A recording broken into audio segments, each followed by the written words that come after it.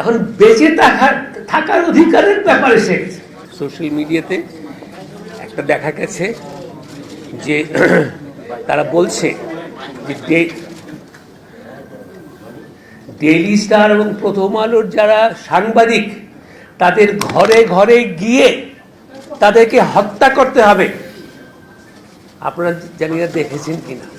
So এটা যে একটা কাকতালীয় ঘটনা ঘটেছে তা না, এটা মার্ডারাস।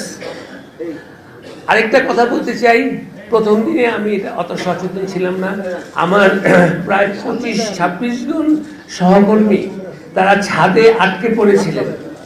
এখন যদি হতো যে যারা ডেইলি স্টারকে ঘৃণা করে তারা বলতো, এই সাংবাদিক তোদের সঙ্গে কোনো সম্পর্ক নেই, তোরা বেরিয়ে যা, আমরা বিল্ডিংয়ে আগুন লাগাবো, সেই 26-27 জন ছাদে আটকে ছিল এবং ফায়ার ব্রিগেডকে আসতে দেওয়া হয় নাই। এটার মানে কি? They didn't only want to burn the building, they wanted to murder the staff of Daily Star.